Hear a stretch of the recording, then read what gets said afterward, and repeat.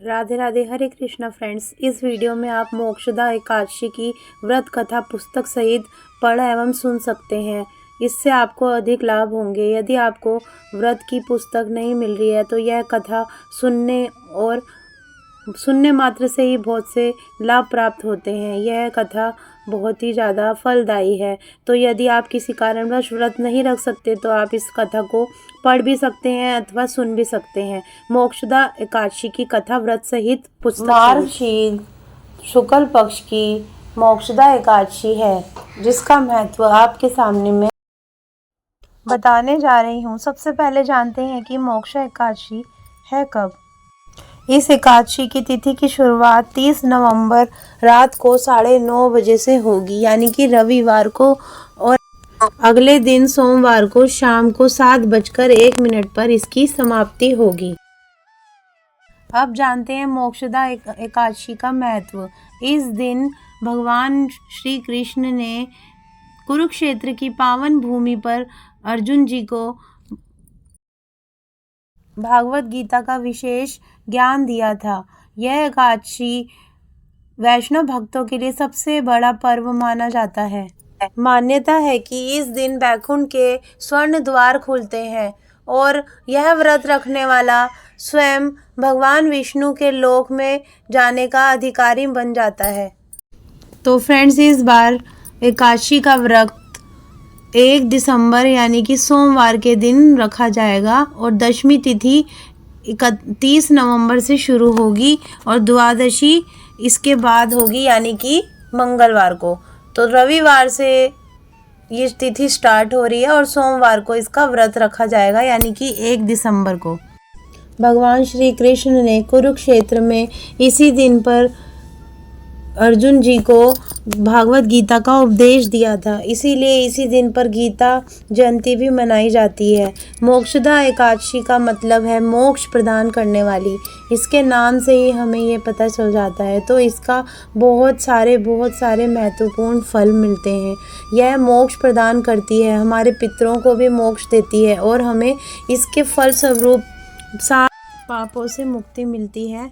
हमारे सारे पाप नाश होते हैं। यदि इसकी विधिवत पूजा की जाए और दिल से व्रत किया जाए तो हमें सारे पापों से भी मुक्ति मिल सकती है। भगवान श्री हरि विष्णु को समर्पित है। इस तिथि को वह बहुत प्रसन्न होते हैं और इसीलिए इस दिन अच्छे से कथा सुनने व्रत रखने से हमें उनका आशीर्वाद प्राप्त होता है। हमारे सारे पापों से मुक्ति मिलती है और बहुत सारी मनोकामनाएं भी पूर्ण होती हैं।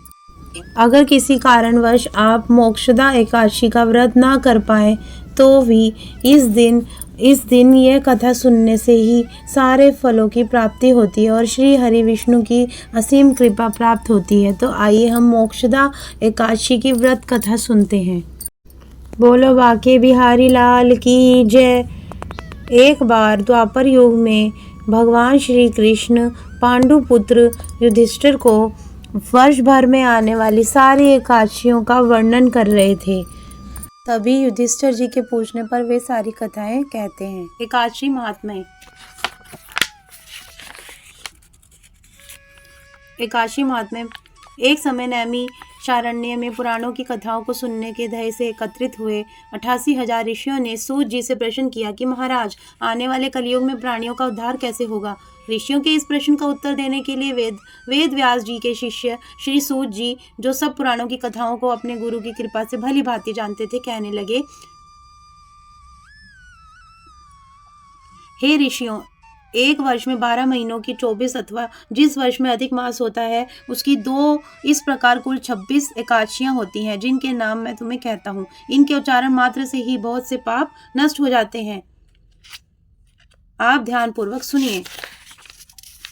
उत्पन्ना, मोक्षदा, सफला, पुत्रदा, षटतिला, जया, विजया, आमलकी, पापमोचनी, कामदा, वरुथिनी, मोहिनी, अपरा, निर्जला, योगिनी, पद्मा, कामिका, पुत्रदा, अजा, वामन, इंद्रिया, पापकुंशा, रमा, देव प्रबोधिनी, पद्मिनी और परमा। इनके श्रावण मात्र से इनके नामों के अनुकूल ही फल प्राप्त होता है। जो प्राणी इनका व्रत तथा उद्यापन नहीं कर सकते वे इनका नाम सुनने मात्र से ही व्रत का फल प्राप्त कर सकते हैं। बोलो हरे कृष्णा। जय श्री राधे गोविंद। मोक्षदा एकादशी। श्री युधिष्ठिर ने कहा कि भगवान, आप तीनों लोकों के स्वामी, सबको सुख देने वाले और जगत के पति हैं। मैं आपको नमस्कार करता हूँ। हे देव, आप सबके हितैषी हैं, अतः मेरे संशय को दूर करके मुझे बताइए कि मार्गशीर्ष शुक्ला एकादशी का क्या नाम है, उस दिन कौन से देवता की पूजा की जाती है और उसकी विधि क्या है। भगवान, कृपा आप मेरे प्रश्नों का विस्तार पूर्वक मेरी शंका का समाधान कीजिए।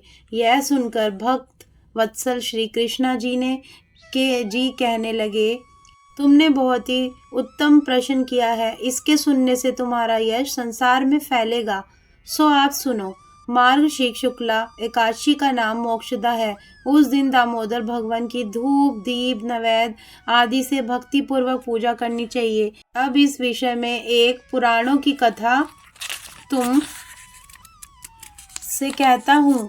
इस एकादशी के व्रत के प्रभाव से नरक में गए हुए माता पिता, पुत्र आदि को स्वर्ग की प्राप्ति होती है। यह कथा आप ध्यान पूर्वक एकाग्रित होकर सुनिए। गोकुल नाम के नगर में वेखानस नाम का एक राजा राज्य करता था। उसके राज्य में चारों वेदों के ज्ञाता ब्राह्मण रहते थे। वह राजा अपनी प्रजा का पुत्रवत पालन करता था। एक समय रात को सोते समय राजा ने स्वप्न में देखा कि उसका पिता नरक में पड़ा हुआ है। इससे उसे बड़ा दुख हुआ और प्रातः होते ही विद्वान ब्राह्मणों के पास जा अपनी स्वप्न कथा कहने लगा कि मैंने अपने पिता को नरक में पड़ा देखा है और उन्होंने मुझसे कहा है, हे पुत्र, मैं नरक में पड़ा हूँ, यहाँ से तुम किसी प्रकार मेरी मुक्ति करो। जब से उनके ये वचन मैंने सुने हैं, मेरे चित्त में बड़ी अशांति हो रही है। मुझे इस राज्य, धन, पुत्र, स्त्री, हाथी, घोड़े आदि में कुछ भी सुख प्रतीत नहीं होता। अब मैं क्या करूं, कहाँ जाऊं? इस दुख के कारण मेरा सारा शरीर जल रहा है। अब आप कृपा करके कोई तप, दान, व्रत आदि ऐसा उपाय बताइए जिससे मेरे पिता की मुक्ति हो जाए। उस पुत्र का जीवन व्यर्थ है जो अपने माता पिता का उद्धार न कर सके। एक उत्तम पुत्र जो अपने माता पिता तथा पूर्वजों का उद्धार करता है, वह 1000 मूर्ख पुत्रों से अच्छा है। जैसे एक चंद्रमा सारे जगत में प्रकाश कर देता है, परंतु हजारों तारे नहीं कर पाते। राजा के ऐसे वचन सुनकर ब्राह्मण कहने लगे कि हे राजन, यहाँ समीप ही भूत, भविष्य, वर्तमान के ज्ञाता पर्वत ऋषि का आश्रम है। आपके प्रश्नों का उत्तर वे भली भांति दे सकते हैं। ऐसा सुनकर राजा मुनि के आश्रम पर गया। उस आश्रम में अनेकों शांत चित्त योगी और मुनि तपस्या कर रहे थे। उसी जगह चारों वेदों के ज्ञाता साक्षात ब्रह्मा के समान पर्वत मुनि बैठे थे। राजा ने वहां जाकर उनको साक्षात प्रणाम किया। पर्वत मुनि ने राजा से सांगोपांग कुशल पूछी। राजा ने कहा, महाराज, आपकी कृपा से मेरे राज्य में सब कुछ कुशल है, परंतु अकस्मात एक विघ्न आ गया है जिससे मेरे चित्त में अत्यंत अशांति हो रही है। ऐसा सुनकर पर्वत मुनि ने एक क्षण के लिए अपनी आंखें बंद की और भूत भविष्य को विचारने लगे। फिर बोले कि राजन, मैंने योगा बल से तुम्हारे पिता के सब कुकर्मों को जान लिया है। उन्होंने पूर्व जन्म में कामातुर होकर एक पत्नी को रति दी, परंतु सोत के कहने पर दूसरी पत्नी को ऋतु दान मांगने पर भी नहीं दिया। उसी पाप कर्म के फल से तुम्हारे पिता को नरक में जाना पड़ा। तब राजा बोले कि महात्मन, मेरे पिता के उद्धार के निमित्त कोई उपाय बताइए। पर्वत मुनि बोले, हे राजन, आप मार्गशीर्ष शुक्ला एकादशी को उपवास करें और उस उपवास के पुण्य को अपने पिता को संकल्प कर दें। उस एकादशी के पुण्य के प्रभाव से अवश्य ही आपके पिता की मुक्ति होगी। मुनि के वचनों को सुनकर राजा अपने महल में आया और कुटुंब सहित इस मोक्षदा एकादशी का व्रत किया। उस उपवास के पुण्य को राजा ने अपने पिता को अर्पण कर दिया। उस पुण्य के प्रभाव के राजा के पिता को मुक्ति मिल गई और स्वर्ग में जाते हुए अपने पुत्र से कहने लगा, हे पुत्र, तेरा कल्याण हो। यह कहकर राजा का पिता स्वर्ग चला गया। मार्गशीर्ष मास के शुक्ल पक्ष की इस मोक्षदा एकादशी का जो व्रत करते हैं उनके समस्त पाप नष्ट हो जाते हैं और अंत में स्वर्ग लोक को पाते हैं। इस व्रत से बढ़कर मोक्ष देने वाला और कोई व्रत नहीं है। इस कथा को पढ़ने या सुनने से वाजपेय यज्ञ का फल प्राप्त होता है। यह व्रत मोक्ष देने वाला तथा चिंतामणि के समान सब कामनाएं पूरी करने वाला है। श्री राधे गोविंद की जय हो। हरे कृष्णा। श्री हरि विष्णु भगवान की जय हो। इस प्रकार एकादशी महात्म्य का दूसरा अध्याय समाप्त हुआ। पूरे वर्ष की 26 एकादशी व्रतों का फलाहार व योनि संबंध। चैत्र कृष्ण एकादशी चारोली का फलाहार करने से जम्बू योनि छूट जाती है। चैत्र शुक्ला एकादशी गुड़ या मिश्री का फलाहार करने से सिंह योनि से मुक्ति मिलती है। वैशाख कृष्ण एकादशी खरबूजा का फलाहार चकवा की योनि से मुक्ति कराता है। वैशाख शुक्ला एकादशी गाय के गोमूत्र या फलाहार से गिद्ध योनि से मुक्ति होती है। ज्येष्ठ कृष्णा एकादशी ककड़ी का फलाहार जलचर थलचर व पक्षी की योनि से मुक्ति कराता है। ज्येष्ठ शुक्ला एकादशी आम का फलाहार बागल की योनि का नाश करता है। आषाढ़ कृष्णा एकादशी मिश्री का फलाहार कीट योनि से मुक्ति कराता है।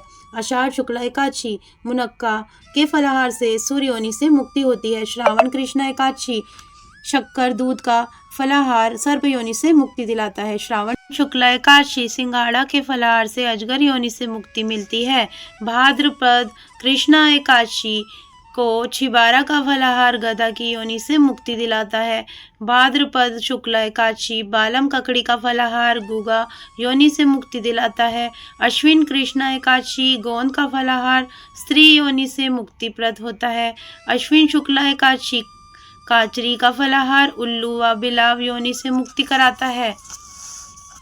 कार्तिक कृष्ण एकादशी केला का फलाहार बंदर योनि से मुक्ति कराता है। कार्तिक शुक्ला एकादशी शकरकंदी का फलाहार यवन व छुछुंदर योनि से मुक्ति प्रद करता है। मार्गशीर्ष कृष्ण एकादशी बादाम गुड़ का फलाहार तोता योनि से मुक्ति कराता है। मार्गशीर्ष शुक्ला एकादशी बेलगिरी का फलाहार बकरी की योनि से मुक्ति कराता है। पौष कृष्ण एकादशी तिल का फलाहार देवल योनि से मुक्ति कराता है। पौष शुक्ला एकादशी गाय का दूध चांदी के बर्तन या चांदी की घास से जमा कर अथवा दूध का फलाहार बिल्ली व बिच्छू की योनि से मुक्ति कराता है। माघ कृष्ण एकादशी गुड़ खोपरा का फलाहार चमचेड़ की योनि से मुक्ति कराता है। माघ शुक्ला एकादशी साठा ईख का फलाहार हाथी की योनि से मुक्ति कराता है। फाल्गुन कृष्ण एकादशी पेड़ा का फलाहार चूहा की योनि से मुक्ति दिलाता है। फाल्गुन शुक्ला एकादशी कच्चा आंवला का फलाहार नीच योनि से मुक्ति कराता है। हरे कृष्णा। जय श्री राधे। तो आपको मैं इस पुस्तक से पढ़ के सारी सुना रही हूँ फ्रेंड्स। आप लोग ये सुन सकते हैं और इससे सारे फल प्राप्त कर सकते हैं और अपने व्रत को विधि पूर्वक कर सकते हैं। हरिवासर देखना, जो एकादशी व्रत किया होवे और अगले दिन द्वादशी को अनुराधा नक्षत्र हो और महीना आषाढ़ का होवे और भाद्रपद में द्वादशी को श्रवण होने और कार्तिक में द्वादशी को रेवती तथा शुक्ल पक्ष हो और इसमें भोजन करे तो 12 वर्ष से किए हुए एकादशी व्रत का फल नष्ट होता है। जय श्री राम। चलिए फ्रेंड्स, अब हम आरती करते हैं। श्री जगदीश जी की आरती। ओम जय जगदीश हरे, स्वामी जय जगदीश हरे, भक्त जनों के संकट क्षण में दूर करे। ओम जय जगदीश हरे, जो ध्यावे फल पावे, दुख बिन से मन का, स्वामी दुख बिन से मन का, सुख संपत्ति घर आवे, कष्ट मिटे तन का। ओम जय जगदीश हरे, मात पिता तुम मेरे, शरण गहूँ मैं किसकी, स्वामी शरण गहूँ मैं किसकी, तुम बिन और न दूजा, स्वामी बिन और न दूजा, आस करूं जिसकी। ओम जय जगदीश हरे। तुम पूर्ण परमात्मा, तुम अंतर्यामी, प्रभु तुम अंतर्यामी। पार ब्रह्म परमेश्वर, पार ब्रह्म परमेश्वर, तुम सबके स्वामी। ओम जय जगदीश हरे। तुम करुणा के सागर, तुम पालन करता, प्रभु तुम पालन करता। मैं मूरख खल कामी, मैं सेवक तुम स्वामी, कृपा करो भरता। ओम जय जगदीश हरे। तुम हो एक अगोचर, सबके प्राणपति, प्रभु सबके प्राणपति। किस विध मिलूं दया में, किस विध मिलूं दया में, तुमको मैं कुमति। ओम जय जगदीश हरे। दीन बंधु दुख हरता, तुम ठाकुर मेरे, स्वामी तुम रक्षक मेरे। अपने हाथ उठाओ, अपने गले लगाओ, द्वार पड़ा मैं तेरे। ओम जय जगदीश हरे। विषय विकार मिटाओ, पाप हरो देवा, स्वामी पाप हरो देवा। श्रद्धा भक्ति बढ़ाओ, श्रद्धा प्रेम बढ़ाओ, संतन की सेवा। ओम जय जगदीश हरे।